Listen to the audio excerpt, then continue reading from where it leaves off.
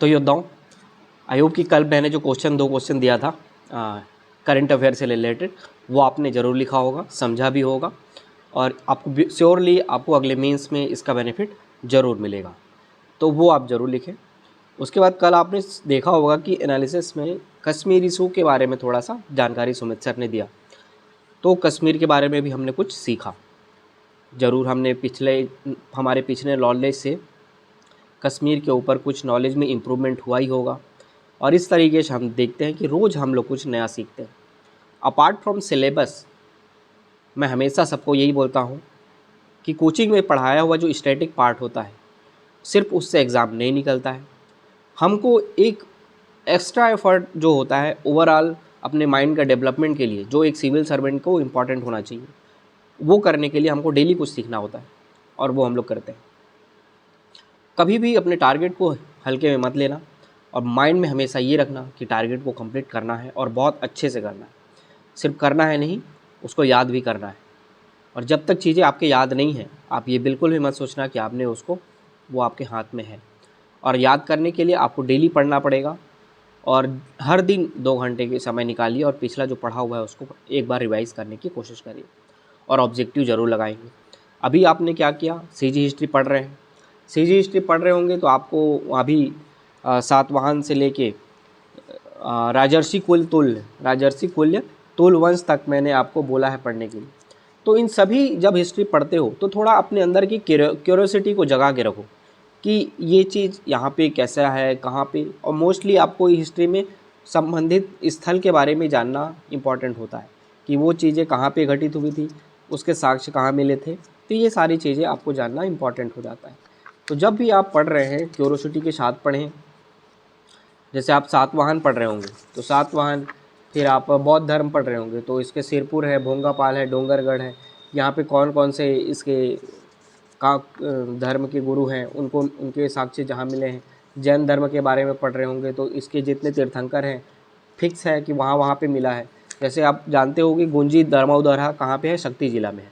गुंजी दमोदरा में जो प्रथम तीर्थंकर हैं ऋषभ देव, उनके साक्ष्य मिले। आरंग हमारे रायपुर में है, वहाँ पे एक साक्ष्य मिलता है। दुर्ग के पास एक क्या है जगह का नाम, नगपुरा।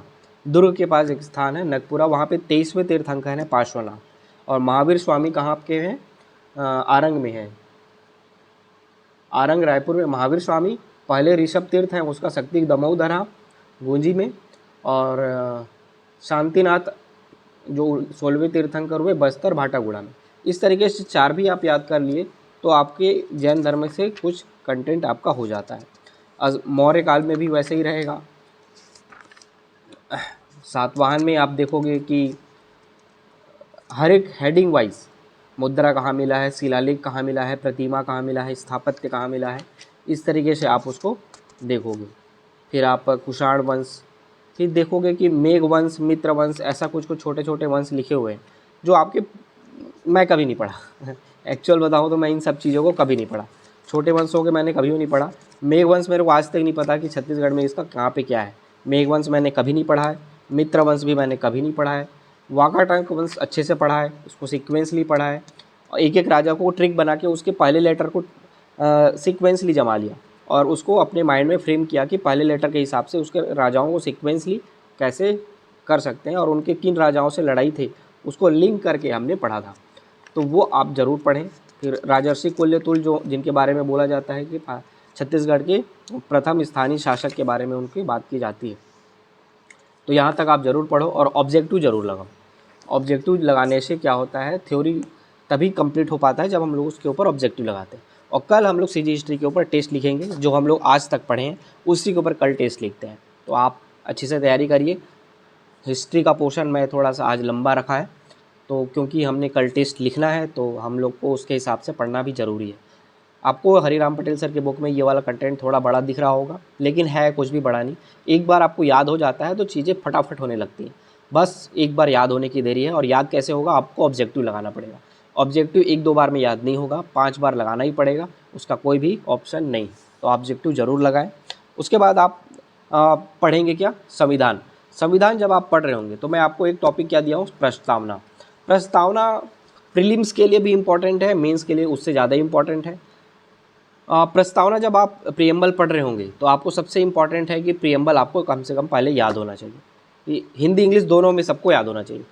हिंदी मीडियम वालों को भी हिंदी इंग्लिश दोनों में याद होना चाहिए, इंग्लिश मीडियम वालों को भी याद होना चाहिए कि हम भारत के लोग भारत को संपूर्ण प्रभुत्व संपन्न समाजवादी पंथ निरपेक्ष लोकतांत्रिक गणराज्य बनाने के लिए, सामाजिक आर्थिक राजनीतिक न्याय दिलाने के लिए, इस तरीके से आप पूरा याद रखो। इंग्लिश में भी याद रखो, we the people of India having solemnly resolve constitute India into sovereign socialist secular democratic republic of India. इस तरीके से आप पूरा उसका हिंदी इंग्लिश दोनों से याद करो।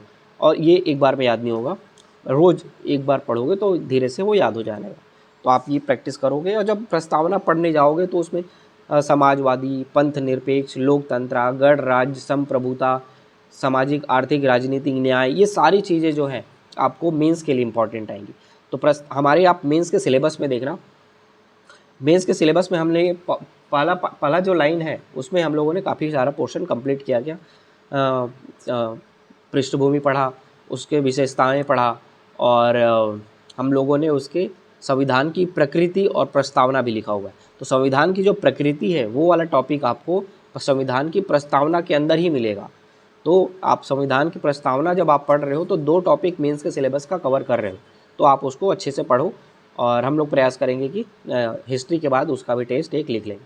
तो आप ये ज़रूर पढ़ो और ऑब्जेक्टिव भी ज़रूर लगाना है, थ्योरी के साथ ऑब्जेक्टिव भी ज़रूर पढ़ना है।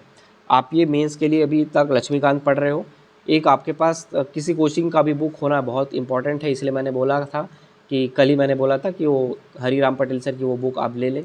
वो नहीं है तो किसी और कोचिंग की बुक आगे आपके पास जहाँ से भी कोचिंग की होंगे वो बुक आपके पास होगा तो वो भी सफिशिएंट है। ज़रूरी नहीं है कि आपके पास यही बुक हो, कोई भी कोचिंग की बुक हो तो वो भी आपके लिए सफिशिएंट होगा। कल हम लोग प्रीलिम्स के लिए पॉलिटी को कैसे पढ़ सकते हैं इसी टॉपिक में, अभी तक के टॉपिक को प्रीलिम्स पॉइंट ऑफ व्यू से कैसे करना है उसके ऊपर टारगेट मिलेगा। तो आज तक का आपका मेंस का टॉपिक है तो उसको आप कंप्लीट करेंगे। तो ये रहेगा आपका समाजवाद का। और आपने कुछ लोग बोल रहे हो कि पॉलिटी के नोट्स कैसे करना है, तो आप देखोगे कि मेंस में आप 25 मार्क्स ही हमारा पॉलिटी कवर करता है। तो 25 मार्क्स के लिए बहुत बड़ा नोट्स बनाना यूज़फुल नहीं है। तो मैं आपको ये बोल रहा हूँ और ये आप अपने माइंड में फ्रेम करके रखना कि पेपर नंबर 3 जिसमें हिस्ट्री पॉलिटी बहुत सारा सब्जेक्ट आता है, इंडिया और छत्तीसगढ़ दोनों पर्सपेक्टिव से, ये बहुत ही लेंथी सब्जेक्ट हो जाता है और पूरा का पूरा पोर्शन प्रीलिम्स में भी आता है। ऐसा यही एकमात्र पेपर है जिसका पूरा पोर्शन प्रीलिम्स में भी है और पूरा पोर्शन मेंस में भी है।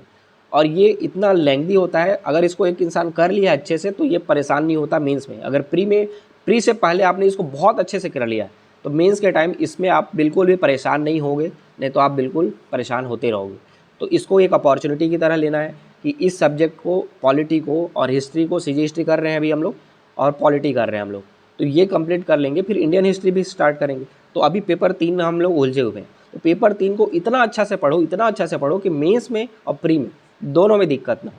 तो मेंस में हम लोग नोट्स कैसे बनाएंगे? नोट्स हम लोग बनाएंगे क्वेश्चन आंसर फॉर्मेट में।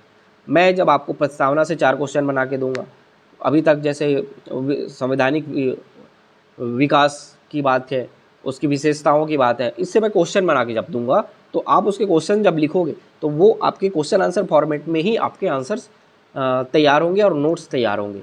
और ये आप मान के रखना, इंडियन पॉलिटी में मैं इतने सारे क्वेश्चन कराऊंगा कि आपका एक भी पोर्शन नहीं छूटेगा और बहुत सारे अच्छे अच्छे नोट्स आपके बन जाएंगे। तो आप उसको अच्छे से बनाने की भी कोशिश करेंगे।